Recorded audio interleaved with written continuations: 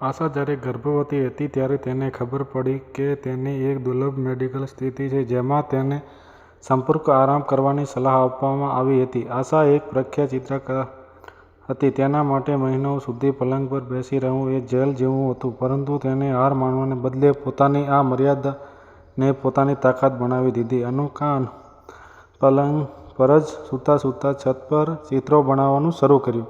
તે કહેતી, જો હું નીચે ઉતરીને દુનિયા નથી જોઈ શકતી તો હું મારા આવનારા બાળક માટે પલંગ પરથી જ એક નવી દુનિયા બનાવીશ. તેણે રૂમમાં છત ધીમે ધીમે જંગલો, તારાઓ અને પરીકથાઓના પાત્રોથી ભરાઈ ગઈ.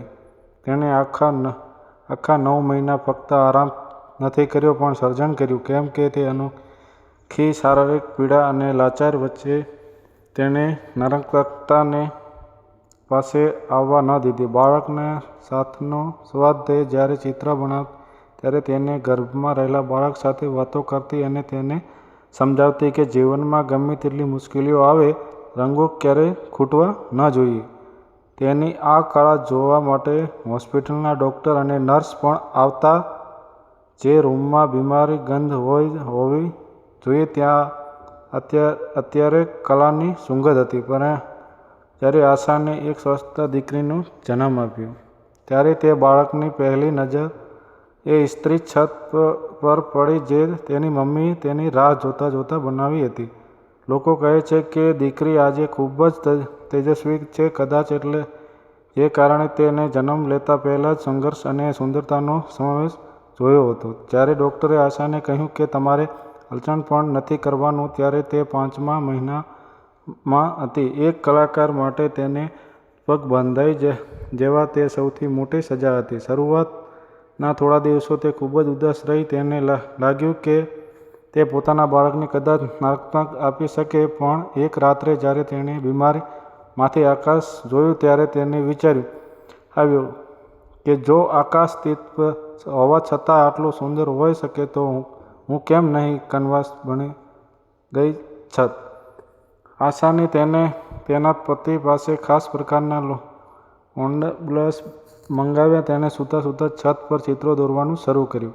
તે નીચે મુજબના તબક્કાથી પસાર થયો. 6થો મહિનો તેણે છત પર નીલા રંગનો મોજો અને રંગબેરંગ માછલીઓ દોરી. તે કહેતી કે મારું બાળક જે પાણીમાં તરી રહ્યું છે તેને હું બહાર પણ એ જ શાંતિ અનુભવ કરાવીશ.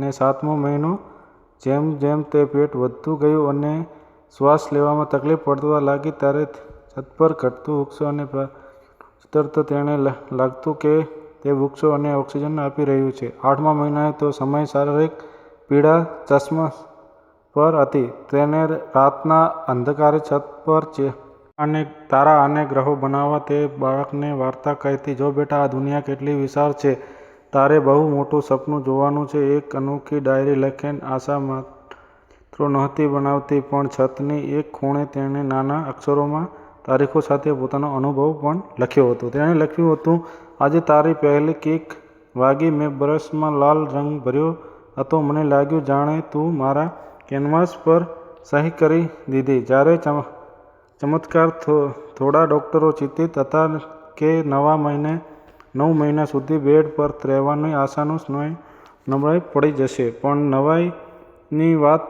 એ હતી કે ચિત્રકામની પ્રક્રિયા દરમિયાન આશાની આત્મા ચણ અને તેના મનની એકાગ્રતા અને તેના શરીરમાં એક અદ્ભુત ઉર્જા ભરી દીધી હતી. તેને હેપી એટલે સક્રિય હતા કે તેને તકલીફ સુધારવા લાગી. અંતિમ અધ્યાય જન્મ અને વારસોનો 9મો મહિનો પૂરો થયો અને આશાએ એક સુંદર દીકરીને જન્મ આપ્યો જેનું નામ તેણે સૃષ્ટિ રાખ્યું.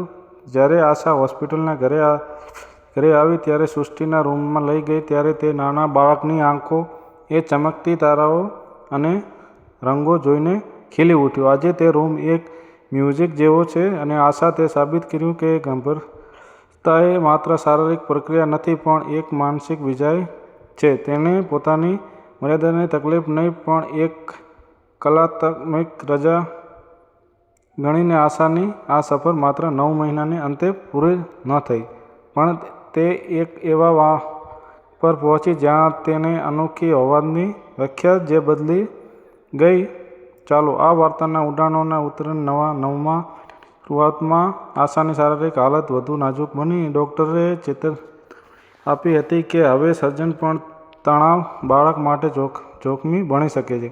આ સમયે આશાના હાથ ધ્રુજવા લાગ્યા હતા, પણ તેની ઈચ્છાશક્તિ અડધી હતી. છતાંય તેને એક નાનકડો ખૂણો હજુ તો રૂમના એક ખૂણા જ્યાંથી સવારનો પહેલો સૂરજ આવતો હતો. તેણે ત્યાં એક ઉગતો સૂરજ દોરવાનું નક્કી કર્યું, પણ આ સૂર્ય સમાન નહોતો. તેણે તે સૂર્યના કિરણોને દુનિયાની અલગ અલગ ભાષાઓના પ્રેમ, શાંતિ અને હિંમત જેવા શબ્દો લીધા. તે માનતી હતી કે જ્યારે તેનું બાળક પહેલીવાર આંખો ખોલશે ત્યારે તેને આખી દુનિયાની સક્રમતા સાથે એકસાથે મળી જેવી જોઈએ.